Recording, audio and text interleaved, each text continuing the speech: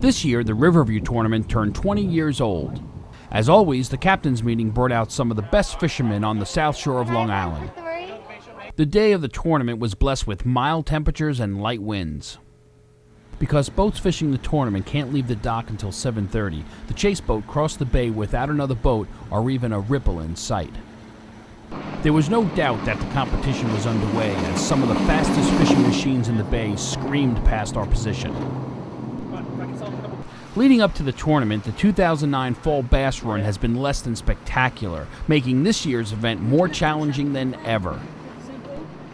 Anglers worked hard trying to pull a fish from their favorite hotspot.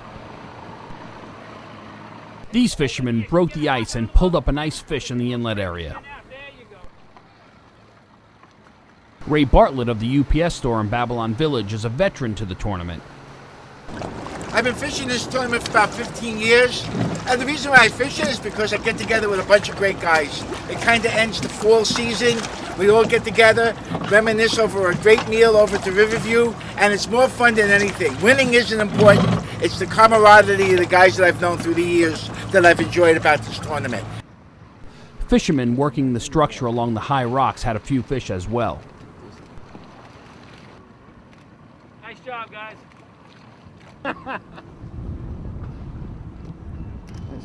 That's a nice fish.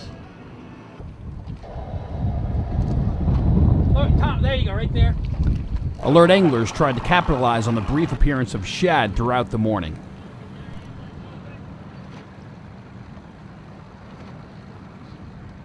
At the start of outgoing tide, Augie's fishing team returned from the ocean where they had caught the first place fish. A few moments later, Team Augie's was hooked up again, this time with a fish that would take 15th place.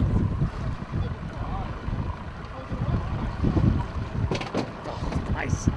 As the tide changed, so did the fishing, with most stripers caught before noon.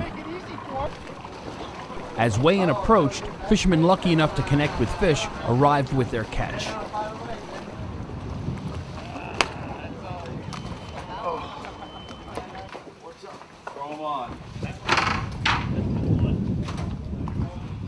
Bring him over here, you guys. Put him on the scale. Put him on the scale. Good. The Fisherman magazine, one of the sponsors of the event, was on hand to oversee the weigh-in. The Riverview Tournament's a special event, and it's been 20 years now. Started out as pretty much a family and friend affair, small group of anglers from the Riverview, and it's grown into now. Last year we had 650 anglers in it. Probably the biggest one-day striper contest on the Striper Coast or on the East Coast, and people look forward to it. It's automatic. Yeah, one of the nicest aspects of it is the tournament generates a lot of money for the Fisherman's Send a Kid fishing program.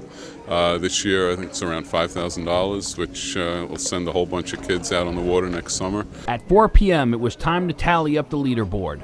That's it. It's official. It's a wrap. Row. Scott Leonard, this year's winner of the Riverview, is no stranger to winning fishing tournaments. We've been preparing all week. You go out every day and you just keep pounding it until you find a fish. What part of the tide, you go through, the same part of the tide that you're going to be fishing all day long in the tournament. So you just keep pounding it until you find them. It's hard with all the boat traffic, but you got to work through it. It's tough. Today we happened to be lucky. We were anchored outside on a wreck and we had 2 nice fish on a wreck. So it was pretty good. I've won a lot of tournaments, but the Riverview, I just can't seem to do it that day. But this year we did it. So it's great. It definitely feels great.